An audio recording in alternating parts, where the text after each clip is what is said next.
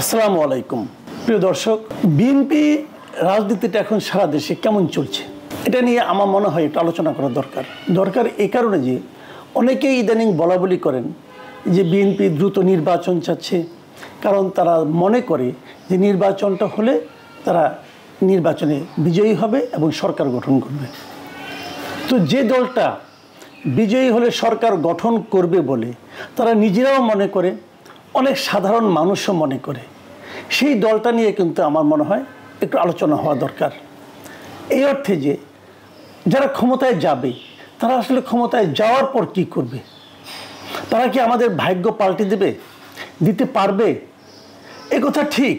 BNP বাংলাদেশে, আমি আগের বিএনপির কথা বাদ দিই, ওটা অনেকেরই স্মরণে নেই, আমাদেরও তো স্মরণে আছে যে আমরা যদি 90-এর পর থেকে ধরি, বিএনপি তো দুইবার ক্ষমতায় এসেছিল। আসলে আরও একবার এসেছিল 96 সালে, ওটা অল্প সময়ের জন্য, ওটা না আসার মতোই, কিন্তু পূর্ণাঙ্গভাবে তারা 2 দফা ক্ষমতায় ছিল। তারা কেমন করেছে, কি করেছে না করেছে সেটা অনেকেরই স্মৃতিতে এখনও জল করছে। সেই স্মৃতির কথা যদি আমি নাও ধরবো এই কারণে যে আমরা দেখেছি এরপর বিএনপির নেতৃত্বেও একটা বড় ধরনের পরিবর্তন এসেছে। বিএনপির মূল নেতৃত্বে তারেক রহমান এসেছেন এবং উনি ইদানিংকালে গত কয়েক বছরে ওনার কথাবার্তায়, আচার আচরণে, বিভিন্ন কর্মকাজে, মানে কর্মকাণ্ডে আমরা যে পরিবর্তন দেখছি, যে আধুনিকতা দেখছি, সেটা আমাদেরকে আশাবাদী করে তুলেছে। কিন্তু সমস্যাটা হলো কি, তারেক রহমানের যদি দলের মূল নেতা হয়, এই মূল নেতার চিন্তা ভাবনা বা কর্মকাণ্ড বা পরিমিতি বোধ, এটা কি আমরা বিএনপির সকল স্তরে তার কোনো প্রতিফলন দেখতে পাচ্ছি? এই আলোচনাটা করার জন্য আজকের এই আলোচনার অবতারণা। আমরা কি দেখছি গত কয়েকদিনে বিভিন্ন জায়গা থেকে আমরা দেখতে পাচ্ছি যে বিএনপির বিভিন্ন তৃণমূল পর্যায়ে, মাঠ পর্যায়ে আমরা কিন্তু বিএনপির চাঁদাবাজির একটা মহোৎসব দেখতে পাচ্ছি। যে চাঁদাবাজির কাজগুলো আগে আওয়ামী লীগের লোকরা করতো, আওয়ামী লীগের বিভিন্ন অঙ্গ সংগঠনের লোকজন করতো, সেটা কিন্তু বিএনপির অনেক লোকজন করছে বলে আমরা অভিযোগ পাচ্ছি। আমি নিজেও আমার এই চ্যানেলে আমি একটা জরিপের মতো করেছিলাম। সেই জরিপে আমি প্রশ্ন করেছিলাম যে প্রত্যন্ত অঞ্চলে যে চাঁদাবাজি চলছে এখনও, সেই চাঁদাবাজিটা আসলে কারা করছে। দেখা গেছে এখানে 70% বেশি লোক বলছে যে বিএনপির লোকজন করছে। কেন? আমরা বিএনপির নামটা কেন শুনতে পাবো? আমরা তো এটা শুনতে পেতে চাই না। একটা কমন একটা অজুহাত আছে, আমাদের তো অনেক বড় দল, এই জন্য পারি না। কোথায় আমাদের নেতা তারেক রহমান, উনি তো অনেক দল থেকে বের করে দিচ্ছেন এবং দলের পক্ষ থেকে অনেক জায়গায় মামলা পর্যন্ত করা হচ্ছে। এরকম ইতিহাস আসলে নাই, অতীতে নাই, কিন্তু আমি কখনো এর আগে দেখিনি যে দলের কোনো একজন আপনার তৃণমূল পর্যায়ের কর্মীর অপরাধের জন্য দলের পক্ষ থেকেই মামলা করা হয়, এমনি আগে কখনো দেখিনি। এটা অবশ্যই একটা ইতিবাচক ব্যাপার, খুব ভালো ব্যাপার, কিন্তু সেটা কি অন্য এলাকার জন্য প্রভাব বিস্তার করতে পারছে? অন্য এলাকার নেতাকর্মীকে বিন্দুমাত্র বিচলিত করতে পারছে না। কেন পারছে না? এটা কি কেউ গবেষণা করে দেখেছেন কেন পারছে না? আর কোনো কারণ নয়, মূল কারণ হলো যে অন্য জায়গায় এই দলের যে বিভিন্ন কেন্দ্রীয় লিডার অথবা আঞ্চলিক লিডার, তারা কিন্তু ওই লোকগুলিকে এক ধরনের আশকারা দিচ্ছে। তারেক রহমান যেভাবে দল চালাতে চাচ্ছেন সেভাবে কি পারছেন? এই যে আশকারা যারা দিচ্ছেন, মনে করেন জেলা পর্যায়ের লোক, তার কি কেন্দ্র পর্যন্ত লাইন নেই? আছে। কেন্দ্রের অনেক নেতা কি তাকে সাপোর্ট করেন না? করেন। এটি বাস্তবতা। তারেক রহমান যেভাবে চান তার সেন্ট্রাল কমিটি কি সেভাবে চলে না। এটাই বাস্তবতা। কেন চলে না, কিভাবে চালাতে হবে, এটা ওনারা বুঝবেন, ওই আলোচনায় আমি যাব না। কিন্তু ঘটছেটা কি, আমি আজকে খালি কয়েকটা গত এক সপ্তাহের কিছু উদাহরণ আপনাদেরকে দিতে চাই। আমি দেখুন, এই আলোচনাগুলো আমি এইভাবে এতটা হয়তো করতাম না, কিন্তু একটা ঘটনার কথা উল্লেখ করি। সেটা হলো আজকে যেটা ঘটেছে এই রামপুরে রবিবার রাতের বেলা, 30শে মার্চ সন্ধ্যায় এই ঘটনাটা ঘটেছে লক্ষ্মীপুরের রামগঞ্জে। একজন বিএনপি নেতা আহত হয়েছেন। আহত কেন হয়েছেন সেটাও ইন্টারেস্টিং, এবং এই বিএনপি এতটাকে খুব বিখ্যাত একজন ব্যক্তি, সে আলোচনায় আসছি। ইন্টারেস্টিং বিষয় হলো যে ছাত্রলীগের একজন নেতা, তার বাড়িতে বিএনপির কয়েক গ্রুপের লোক হামলা চালিয়েছে, কয়েকটা গ্রুপের লোক। সেখানে ওখানকার স্থানীয় বিএনপির একজন নেতা আজিজুর রহমান বাচ্চু মোল্লা, উনি গিয়েছিলেন থামানোর জন্য, এবং থামাতে তো পারেনি, উল্টো বিএনপির লোকরা তার উপরে অ্যাটাক করেছে যে কেন সে থামাতে গেল। এখন এই বাচ্চু মোল্লা লোকটাকে, এই আজিজুর রহমান বাচ্চু মোল্লা হলো আমাদের এই সরকারের একজন গুরুত্বপূর্ণ এবং প্রভাবশালী উপদেষ্টা মাহফুজ আলমের বাবা। মাহফুজ আলমের বাবা সেখানকার ইসাপুর ইউনিয়ন বিএনপির সাংগঠনিক সম্পাদক। মাহফুজ আলমের বাবা সে তো বিএনপি করতেই পারে, তা আমার কোনো প্রবলেম নাই। কিন্তু লক্ষ্য করুন তার দুটো পরিচয়, একদিকে সে বিএনপি করেন, বিএনপির একজন নেতা, আরেকদিকে উনি একজন উপদেষ্টার পিতা। এরকম একজন ব্যক্তিকেও কিন্তু বিএনপির যে যায় নাকি ছাত্রলীগের একজন নেতাকে ধরতে গেল, মারতে গেল, বাধা দেওয়ার কারণে তার উপরে অ্যাটাক করলো। এখন আমার প্রশ্ন হলো, ছাত্রলীগের একজন নেতা সে তার বাড়িতে আসছে শুনে নিয়ে, তাকে বিএনপি ছাত্রদলের লোক মারতে যেতে হবে কেন? এটা কি খুব ন্যায়নীতিপূর্ণ কাজ? বিএনপিকে এই কথা বলে যে যেখানে তোমরা কোনো ছাত্রলীগের পরিবার পাবা অথবা ছাত্রলীগ আগে করতে, এখন তো ছাত্রলীগ নিষিদ্ধ সংগঠন, সেই নিষিদ্ধ সংগঠন নিষিদ্ধ হয়েছে, তো ওই লোকটাকে হাওয়া হয়ে যাবে? ওই লোকটাকে মাটির নিচে ঢুকে যাবে? ওই লোকটাকে তার বাড়িতে যাবে না, গেলে তার বাড়িতে যে অ্যাটাক করতে হবে? এটা কি কোনো আইনসম্মত কাজ?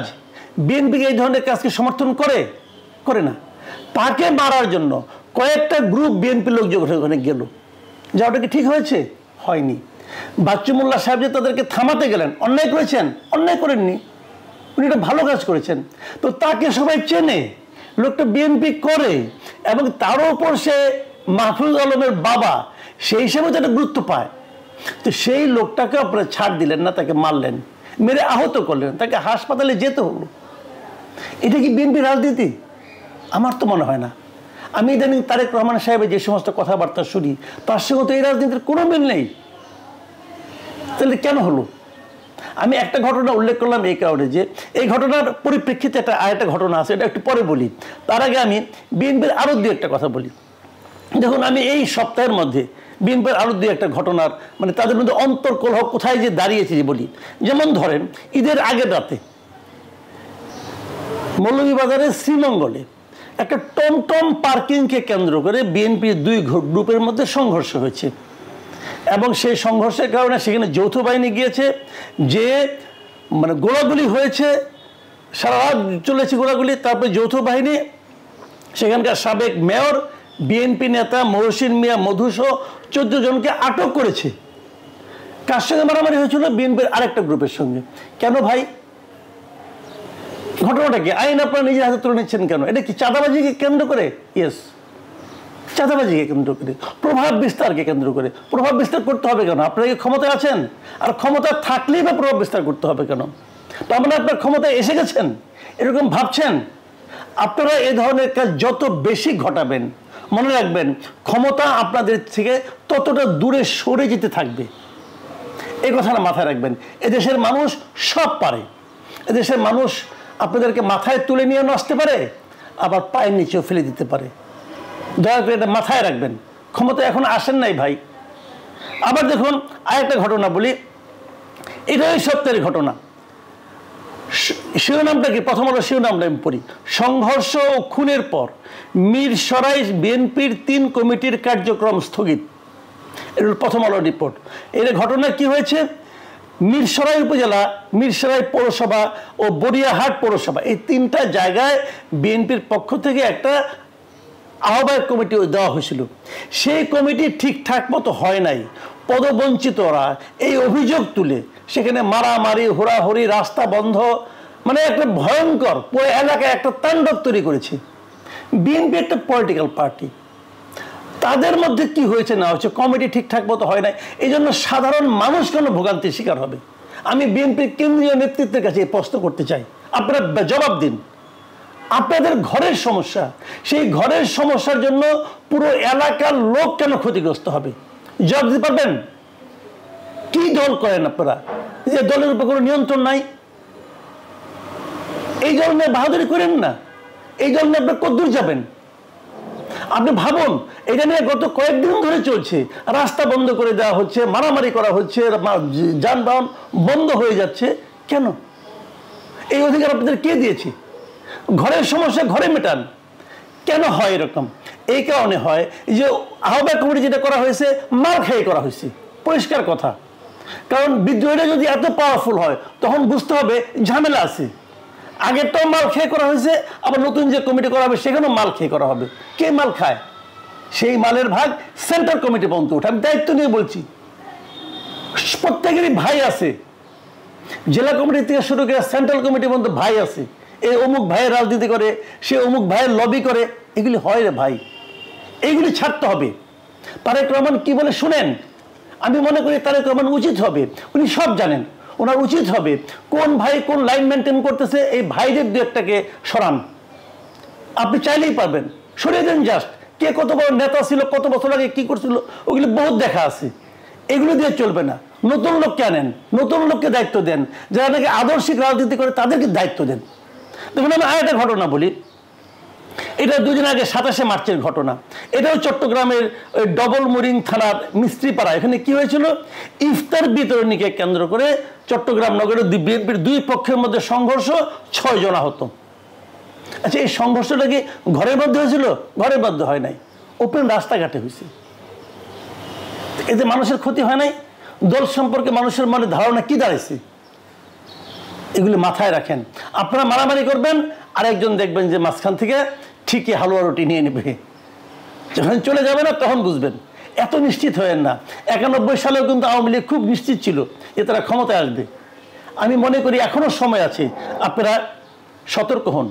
যে কথাটা বলে শেষ করতে চাই, ওই যে কথাটা শুরু করেছিলাম, মাহফুজ আলমের বাবা, মাহফুজ আলমের বাবার এই ঘটনার পর ওখানে একটা বিক্ষোভ মিছিল হয়েছে। বিক্ষোভ মিছিল কে করেছে? বৈষম্য বিরোধী ছাত্র আন্দোলনের নেতারা, নেতাকর্মীরা। তার মানে বিএনপির লোক মার খেলো, তার পক্ষে মিছিল করলো কে? বৈষম্য বিরোধীরা। কেন? বিএনপি কেউ কি মিছিল করানো ছিল না? এই ঘটনার প্রতিবাদ করার জন্য কি বিএনপিও ছিল না? বৈষম্য বিরোধীদের আসতে হলো? বিএনপি এত দেউলিয়া হয়ে গেছে? আবার যদি উল্টো দিক থেকে বলি, যত জায়গায় এরকম ঘটনা ঘটে, বিএনপি লোকজন আহত হয়, সব জায়গায় কি বৈষম্য বিরোধী ছাত্ররা মিছিল করে, বিক্ষোভ মিছিল করে? কেন করে না?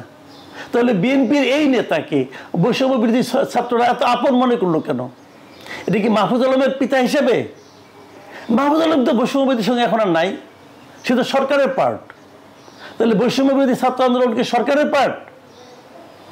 ভাই, এই সমস্ত প্রশ্ন কিন্তু উঠবে। প্রিয় দর্শক, আমি তুললাম, আপনারা আলোচনা করুন, ভাবুন যে কে কার সঙ্গে, কে কার পকেটে, কার প্রাণ ভোমরা কোথায়, একবার ভাবুন।